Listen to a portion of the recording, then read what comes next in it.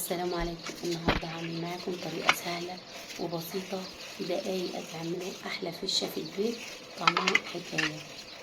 وزي ما انتم شايفين عشان الفيديو ما يكونش طويل عليكم، انا نقعتها وغسلتها كويس وسلقتها ببصل وشرايح ليمون لحد ما دابت معانا.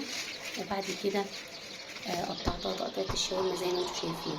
قطعت معاها بصل جوليان وفلفل جوليان وكمان 5 فصوص من الثوم دقيتهم معانا، والبهارات المتاحة عندك وشطة اختياري. جبت طاسة حطيتها على نار متوسطة ونزلت بمعلقتين من الزيت، وأول ما سخنت نزلت بالفشة وبدأت أقلب فيها كده تقليب مستمر، وحطيت معاها الشطة. تقدروا تقطعوا الشطة وتقدروا تحطوها زي ما أنا حطيتها كده، أنا غستها بس بالسكينة عشان تديني شطة بسيطة. بعد كده بدأت أقلب، والخطوة دي مهمة ليه؟ على نار متوسطة. أنا مش عايزاها تاخد لون زي ما قلت لكم في أول الفيديو، أنا بس عايزاها تنشف من المية، لأن المية دي هي اللي بتخلي الفشة معانا زفرة. فأنا بحاول على قد ما أقدر أنشفها الأول، والطريقة دي بتخليها ما تاخدش لون وفي نفس الوقت تبقى طرية ما تنشفش، تتخمر وتنشف معانا، وفي نفس الوقت بتكون مفيهاش زفارة.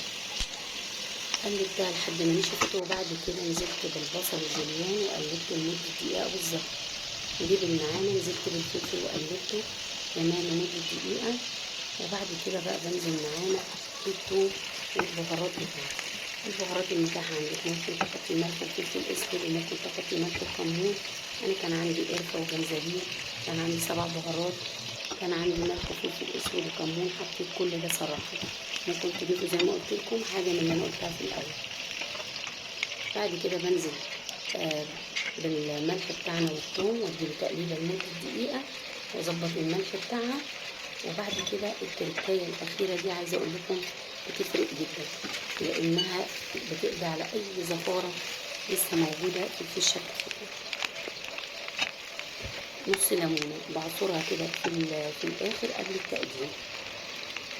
عايزه اقول لكم بقى تقدروا تضيفوا كمان كبده مسلوقه تقطعوها برده معاها شاورما كده، تقطيعه الشاورما وتضيفوها معاها بتبقى حلوه جدا. وبس كده، النهايه فشه سخنه بالخضار ومعاها وفي قلب عيش، وكمان معاها طحينه طعمها تحفه جدا. جربوها. لو عجبكم الفيديو ما تنسوش تعملوا لايك واشتراك وتفعلوا زر الجرس عشان يوصل لكم مني كل جديد، واكتبوا لي في التعليقات بتحبوها بالطحينه ولا بتحبوها كده. السلام عليكم ورحمه الله وبركاته.